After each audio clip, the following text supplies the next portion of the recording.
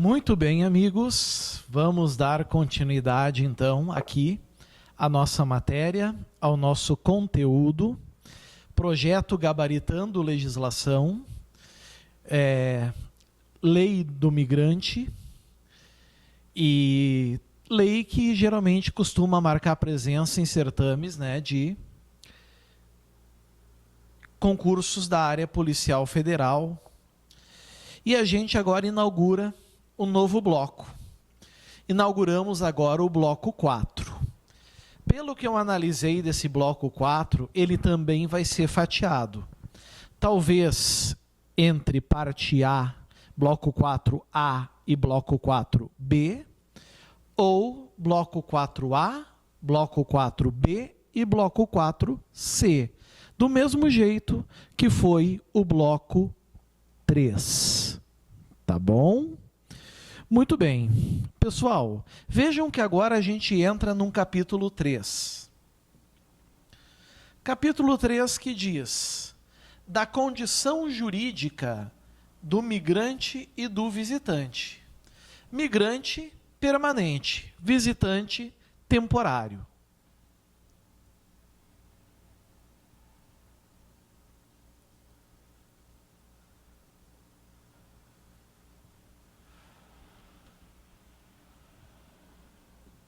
Permanente, temporário. A seção 1 fala do residente fronteiriço. Lembram? Aquele, meus amigos, que fixa sua estada na região de fronteira entre duas nações. Vamos ver o que fala dele no artigo 23. A fim de facilitar a sua livre circulação, ou seja, para que ele possa transitar pela região da fronteira, de uma nação para outra, poderá ser concedida ao residente fronteiriço, mediante requerimento. Requerimento, vocês sabem que é um pedido, autorização para a realização dos atos da vida civil. Certo? Como todo e qualquer brasileiro, por exemplo, possui, né? Todo e qualquer ato da vida civil. Temos um parágrafo único, que diz assim: condições específicas poderão ser estabelecidas em regulamento ou tratado. Regulamento não nos interessa. Tratados são regras estabelecidas entre um país e outro. Aí pode ser impostas condições. Se diz aqui poderão, não quer dizer que é obrigatório. Quer dizer que podem existir condições específicas, dependendo da região fronteiriça. Mas dependendo, pode não existir também. Não é uma obrigatoriedade. Então é importante tomar cuidado em relação a isso também. Certo? Artigo 24.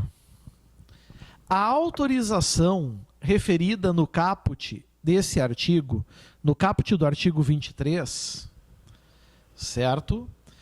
Que é realizar os atos da vida civil, indicará o município fronteiriço no qual o residente estará autorizado a exercer os direitos a ele atribuídos por essa lei. Ele vai escolher o município, e esse é o município que ele vai fixar, então, as suas regras. É onde ele vai votar, certo? É onde ele vai poder, por exemplo, abrir o seu negócio, a sua empresa, é onde ele poderá ter conta em banco, e por aí vai, certo? Onde poderá estudar, exercer suas funções laborativas, e aí vai, né? O residente fronteiriço tem todas essas prerrogativas. Artigo 24 foi isso. Nós temos um parágrafo primeiro. Parágrafo primeiro, ele é muito claro ao dizer: o residente fronteiriço detentor da autorização, ou seja, foi autorizado a exercer todos os atos da vida civil, gozará das garantias e dos direitos assegurados pelo regime geral de imigração, até porque ele é um migrante. Então, o regime geral vale para ele também, conforme especificado em regulamento. Essa lei, amigos, é uma lei que necessita da regulamentação, né?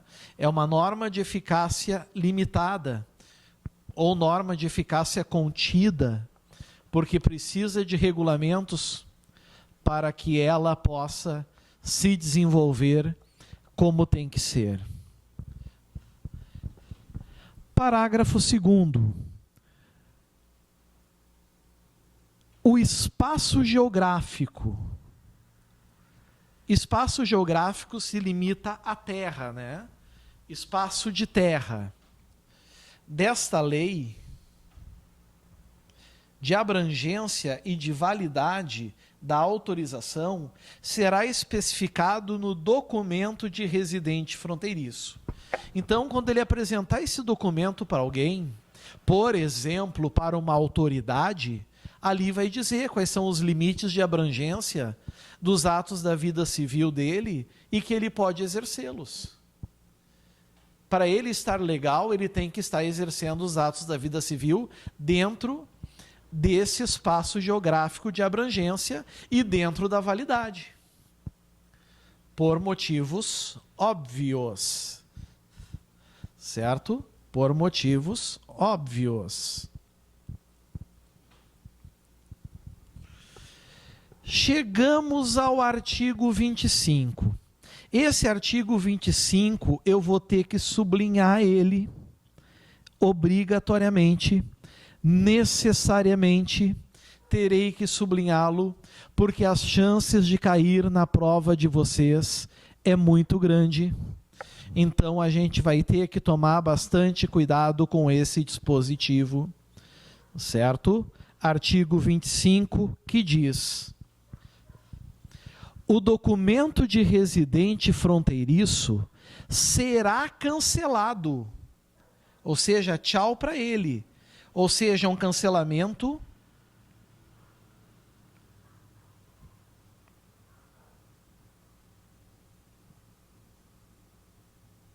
obrigatório.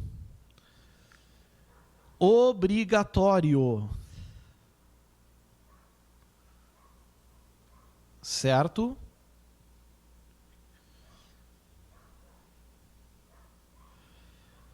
Será cancelado, é obrigatório, a qualquer tempo, se o titular, e aí, amigos, não é os 4, basta um, ou, certo? 1. Tiver fraudado o documento ou utilizado o documento falso para obtê-lo. Nesse caso, além do documento de residente fronteiriço ser cancelado, ainda o sujeito responderá por falsificação documental ou falsidade ideológica. Responde ainda criminalmente. Certo? 2. Obtiver outra condição migratória. Daqui a pouco ele consegue um visto, né? Um visto permanente, ele consegue um visto temporário, algo que abranja as suas possibilidades. 3. Sofrer condenação penal. Pessoal, assim, ó, tá? Vai se discutir, tem se discutido muito no STF, e lá tem predominado que essa condenação penal não basta a sentença de primeiro grau, tá? Não é suficiente a sentença de primeiro grau. Tem que ser uma sentença, uma condenação penal, uma sentença condenatória transitada em julgado, certo? Uma sentença condenatória transitada em julgado, ou seja, que não caiba mais nenhum recurso. certo? Cuidem com isso. Que não caiba mais recurso algum, ou seja, definitiva, imodificável. E 4, exercer direito fora dos limites previstos na autorização. Espaço geográfico e validade. Está aqui. Então, não cumpriu as regras estabelecidas, vai ter a consequência. Então, isso aqui que nós temos aqui são as consequências.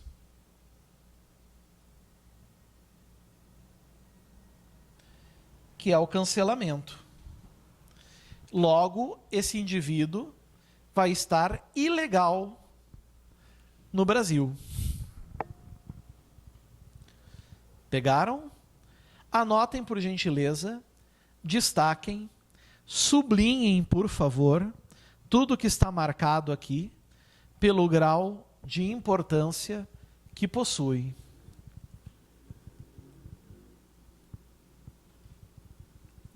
Muito bem.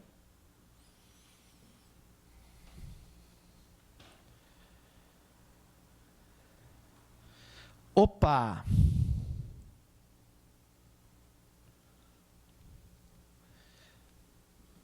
Entramos na seção 2.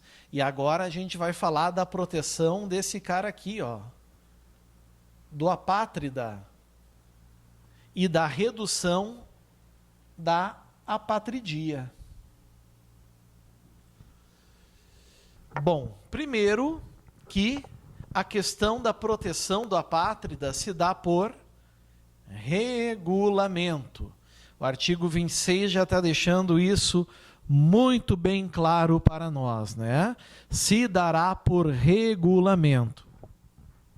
Então não tem como a gente fugir dessa questão. Regulamento dispará sobre o Instituto Protetivo Especial do Apátrida, consolidado em processo simplificado de naturalização. Certo? O apátrida vai acabar sendo naturalizado, tendo uma naturalização. É isso que o 26 diz. Só que agora nós temos 5 parágrafos que vão falar sobre o apátrida.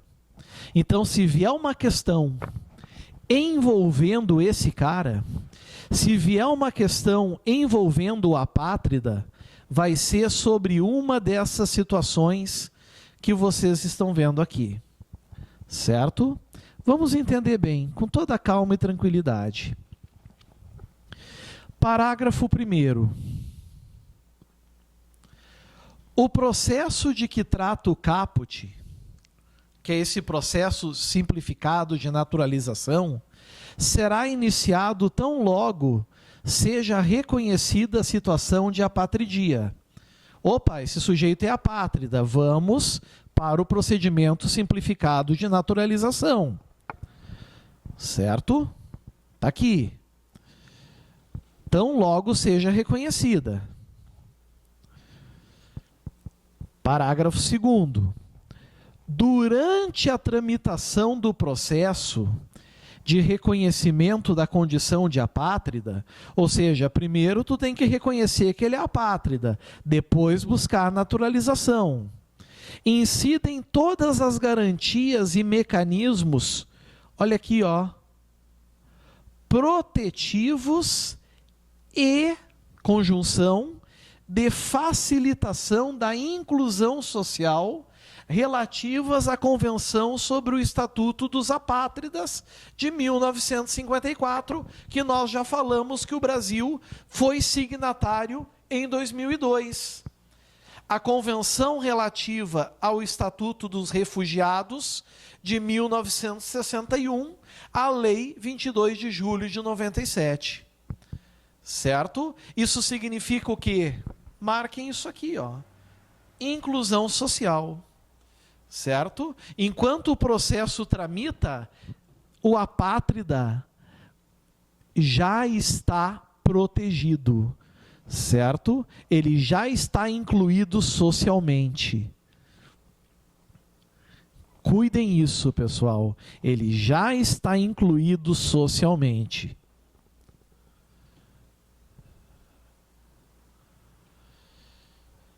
Entramos agora no parágrafo 3º. Aplicam-se ao apátrida residente, ou seja, o apátrida no Brasil, todos os direitos atribuídos ao migrante relacionados no artigo 4º. Aqui está. Todos aqueles direitos que ele tem, que a gente viu aquela lista, vale para o apátrida do mesmo jeito, da mesma forma, nas mesmas situações. Certo? Então, muito cuidado com isso também. O grau de importância é extremo. Extreme. Parágrafo 4º, penúltimo parágrafo aqui.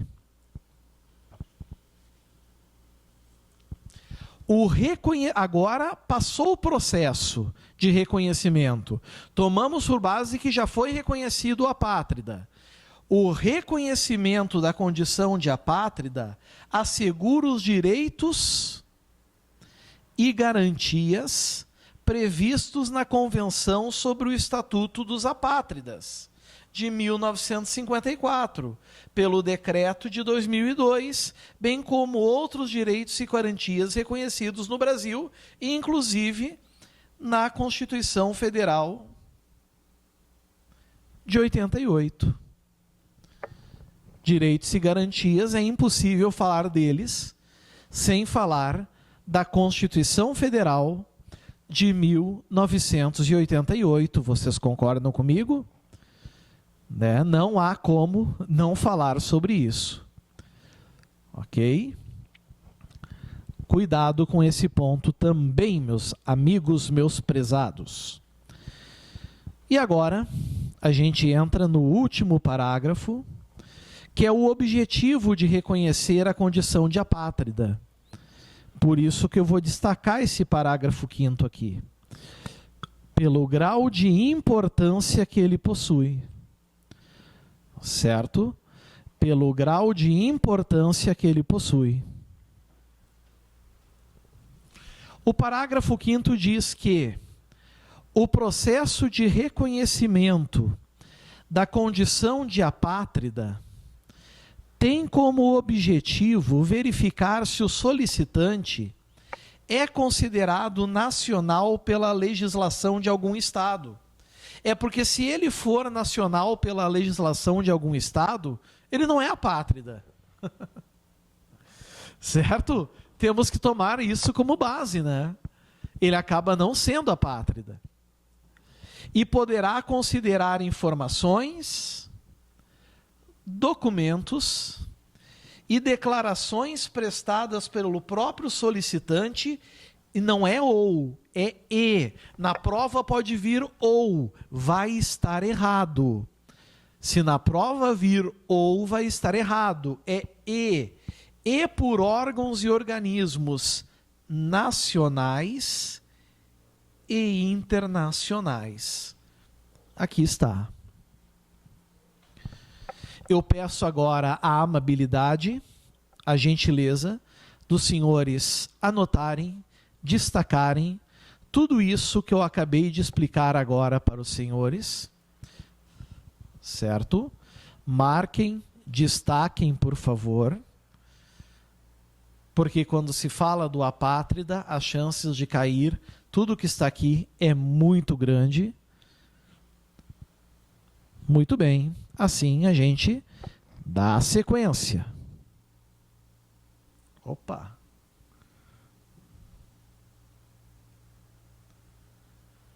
Pá! Mais um slide falando no nosso querido apátrida. Parágrafos que vão até o 12 agora, né? Parágrafo 6º. Foi reconhecida a situação de apátrida nos termos do artigo 6 do parágrafo 1º do artigo 1º. Lá, uma das pessoas é o apátrida. O solicitante será consultado sobre o desejo de adquirir a nacionalidade brasileira. Vamos perguntar para ele. E aí, meu amigão, diz para nós aí, quer ser brasileiro? Tens interesse na nacionalidade brasileira? Tens esse objetivo? Queres ser brasileiro? Tens esse objetivo? Queres ser brasileiro? E aí, amigos, significa que ele tem aqui uma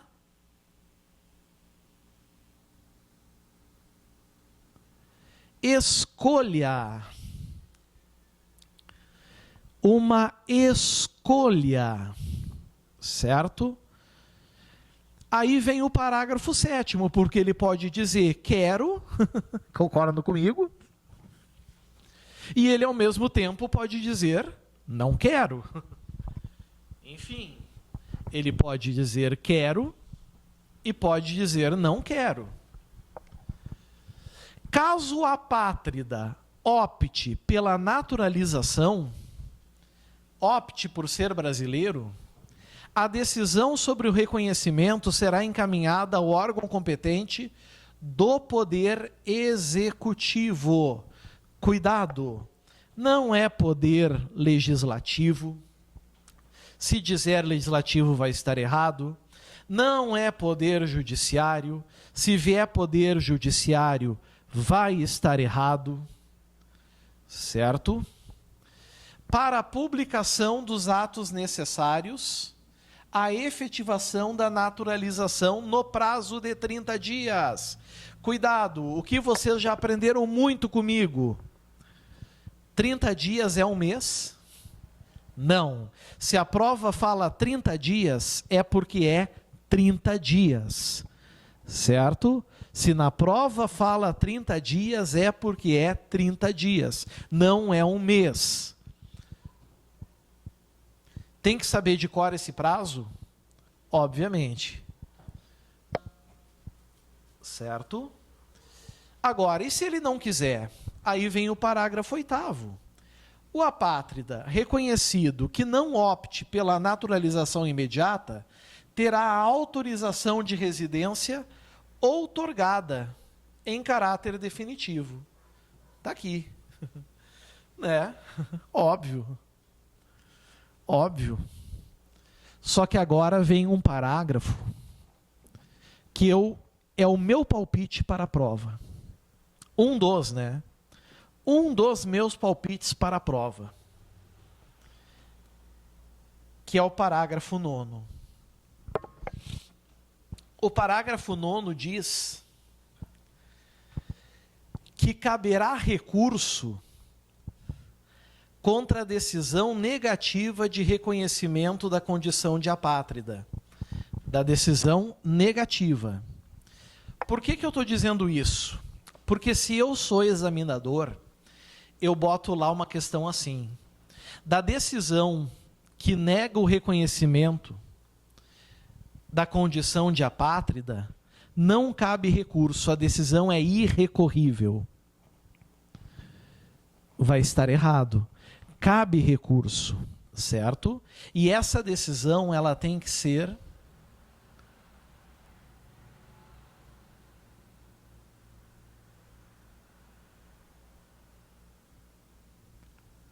fundamentada, meus amigos. Essa decisão, ela precisa ser fundamentada. Ou seja, é preciso que se diga por quê. Porque se eu vou recorrer, eu tenho que saber as razões. Se eu vou recorrer, eu tenho que saber os motivos. Então, ela tem que ser fundamentada. Certo? Agora, vamos supor que houve o recurso. Houve o recurso.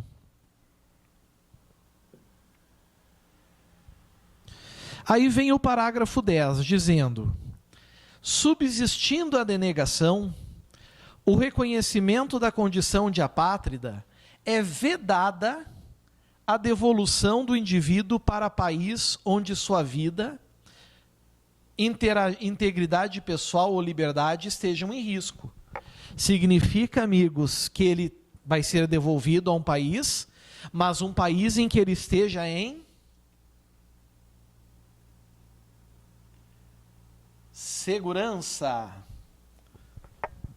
Certo? Em segurança, o Brasil respeita muito os direitos humanos internacionais. Certo? No momento que foi reconhecida a situação de apátrida, ele já vai ter direitos, por exemplo, como outras pessoas, como o direito de reunião familiar. Aqui está. Será reconhecido o direito de reunião familiar a partir do reconhecimento da condição de apátrida. Certo? E agora, nós vamos ter então, para finalizar o slide, o parágrafo 12. Parágrafo 12. Implica a perda da proteção conferida por essa lei. Professor, que proteção? Tudo que está aqui, amigos, é proteção brasileira para o apátrida, para que outras nações não o incomodem. Mas vejam, implica a perda da proteção conferida por essa lei. Qualquer uma dessas situações aqui, renúncia ou 2 ou 3, aqui fecha. A renúncia. Ele renuncia à situação de apátrida, renuncia, ele não quer ser brasileiro. 2, a prova da falsidade dos fundamentos invocados para o reconhecimento da condição de apátrida. Certo? Ou seja, houve aqui a mentira. E, obviamente, ela foi descoberta. Nós temos aqui, então, a mentira. E, obviamente, que essa mentira, então, ela foi descoberta. E ainda temos um inciso 3, que diz: a existência de fatos que, se fossem conhecidos por ocasião do reconhecimento, teriam ensejado decisão negativa. O que isso quer dizer, pessoal?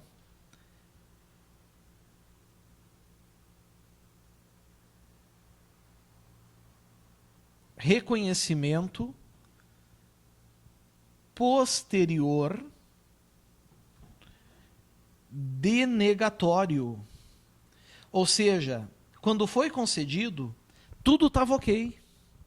Porém, posteriormente, superveniente, surgiu informações que não permitiriam o indivíduo optar pela nacionalidade brasileira. Isso faz com que ele perca a proteção. Certo?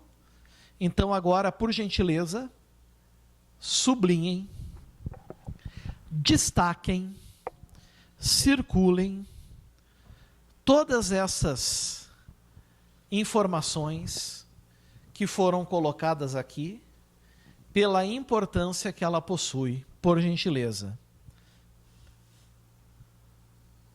Certo? Marquem bem, tanto o que está em azul, quanto o que está em vermelho.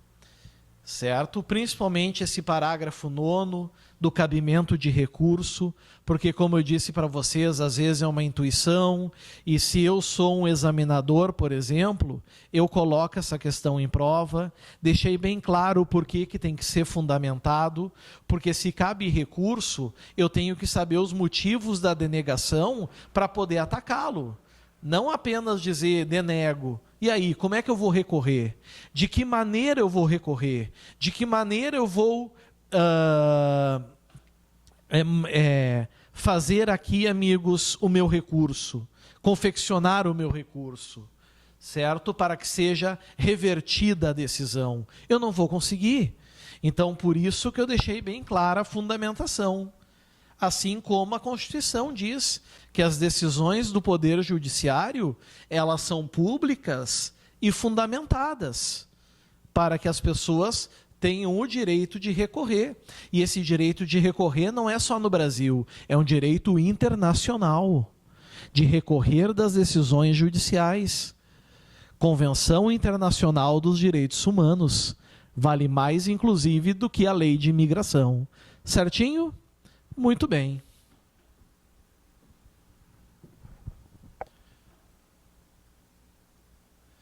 Opa, temos que entrar agora na questão do asilado. Bom, mas para falar do asilado, amigos, nós temos que entrar na parte B do bloco 4. A gente fechou a parte A. Vamos então tomar um cafezinho, tomar um chazinho, dar uma relaxada. Daqui a uns minutinhos estamos de volta. Aguardo vocês. Um grande abraço, até mais. Tchau, tchau.